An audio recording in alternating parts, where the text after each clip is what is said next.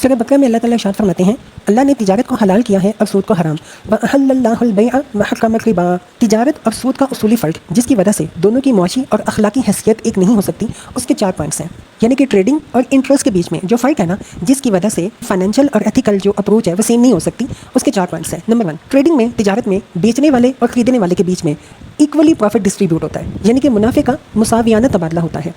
کیونکہ خریدنے والا اس چیز سے فائدہ اٹھاتا ہے جو اس نے بیچنے والے سے خریدی ہے، اور بیچنے والا اپنی اس محنت، ذہانت اور وقت کی اجرت لیتا ہے جس کو اس نے خریدنے والے کے لیے وہ چیز مہیا کرنے میں استعمال کیا ہے، صرف کیا ہے. obvious سی بات ہے،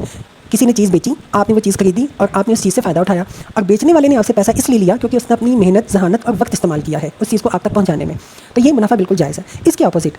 سودی لین دین میں جو پروفٹ ایکسچینج ہے نا، وہ ان ایکول ہوتا ہے. یعنی سودی لین دین میں منافع کا تبادلہ برابری کے ساتھ نہیں ہوتا. سود جو شخص لے رہا ہوتا ہے وہ تو مال کی ایک فکس کوانٹٹی لے لیتا ہے، یعنی کہ ایک فکس ریشو کے حساب سے وہ مال لے لیتا ہے جو اس کے لیے ڈیفینیٹلی نفع بخش ہے. لیکن اس کے مقابلے میں جو شخص سود دے رہا ہوتا ہے اس کو صرف مہلت ملتی ہے، اور اس مہلت کا نفع بخش ہونا یقینی نہیں ہے. اگر اس نے جو قرضہ آپ سے لیا ہے وہ اپنی ذاتی ضرورت کے لیے استعمال کیا ہے، تب تو ظاہر ہے کہ مہلت اس کے لیے بالکل بھی نافع نہیں ہے. اس کو اس مہلت سے کوئی نفع نہیں ملے گا کیونکہ وہ پیسہ اپنی ذاتی ضروریات پہ استعمال کر رہا ہے. لیکن اگر وہی قرض لینے والا وہ پیسہ تجارت، زراعت یا صنعت و حرفت میں لگانے کے لیے استعمال کرتا ہے، تب بھی مہلت میں جس طرح اس کے لیے نفع کا امکان ہے اسی طرح نقصان کا بھی امکان ہے. یعنی پاسبلٹی ہے کہ اس کو پروفٹ ہو جائے، پاسبلٹی ہے اس کو لاس ہو جائے. بس سود کا معاملہ یا تو ایک فریق کے فائدے اور دوسرے کے نقصان پر ہوتا ہے، یا ایک کے یقینی اور متعین فائدے اور دوسرے کے غیر یقینی اور غیر متعین فائدے پر ہوتا ہے. بس سود کا معاملہ یا تو ایک پارٹی کے بینیفٹ اور دوسری پارٹی کے لاس پر ہوتا ہے، یعنی ایک فریق کا فائدہ اور دوسرے کا نقصان، یا ایک کے ڈیفینیٹ اور فکس فائدے اور دوسرے کے انسرٹین اور ان فکس فائدے پر ہوتا ہے، یعنی ایک کے یقینی اور متعین فائدے اور دوسرے کے غیر یقینی اور غیر متعین فائدے پر ہوتا ہے.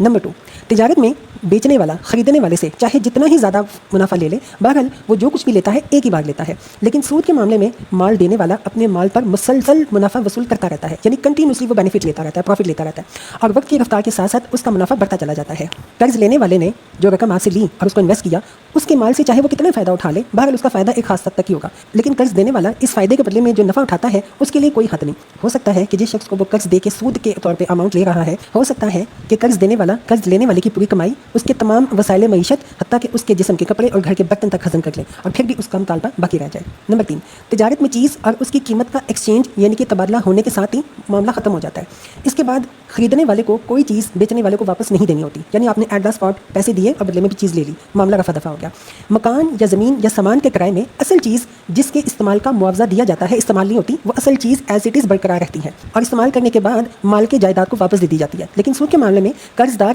سرمایہ کو استعمال کر چکا ہوتا ہے، جو اصل سرمایہ اس نے لیا ہوتا ہے نا، اس کو وہ استعمال کر چکا ہوتا ہے، پھر اس کو وہ استعمال شدہ مال دوبارہ پیدا کر کے اضافے کے ساتھ واپس دینا ہوتا ہے. نمبر 4،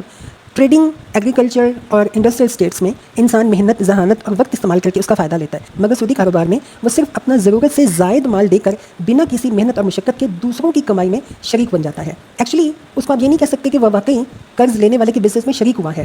کیونکہ شریک تو وہ ہوتا ہے جو نفع اور نقصان دونوں میں شریک ہوتا ہے، اور نفع میں جس کی شرکت نفع کے تناسب سے ہوتی ہے. یعنی کہ بزنس میں اوور آل جتنا بینیفٹ، جتنا پروفٹ اور جتنا نفع مل رہا ہوتا ہے، اس پروفٹ کے ریشو کے حساب سے کاروبار میں شرکت کرنے والے کو نفع ملتا ہے، پروفٹ ملتا ہے. بلکہ قرض دینے والا ایک ایسا شریک ہوتا ہے جو نفع اور نقصان کے لحاظ سے ہٹ کر اور نفع کی ریشو سے ہٹ کر اپنے طے شدہ منافع کا دعوے دار ہوتا ہے. یعنی جو ریشو اس نے قرض دیتے ہوئے طے کر لی ہوتی ہے اس کے مطابق وہ اپنے منافع کا دعوے دار ہوتا ہے. ان وجوہات سے تجارت کی فائنینشلی حیثیت اور سود کی فائنینشلی حیثیت میں اتنا عظیم الشان فرق واقع ہو جاتا ہے کہ ٹریڈنگ انسانی تمدن کی تعمیر کرنے والی قوت بن جاتی ہے، اور اس کے اپوزٹ سود سوسائٹی کی تخریب اور تباہی کرنے کا موجب بنتا ہے. پھر اخلاقی لحاظ سے یہ سود کی عین فطرت ہے کہ وہ افراد میں کنجوسی، خود غرضی، نفرت، بے رحمی اور دولت کی پوجا والی صفات پیدا کرتا ہے، اور ہمدردی اور آپس کی مدد کی روح کو فنا کر دیتا ہے. اس وجہ سے سود فائنینشلی اور ایتھیکلی دونوں لحاظ سے انسانی نسل کے لیے تباہ کن ہے.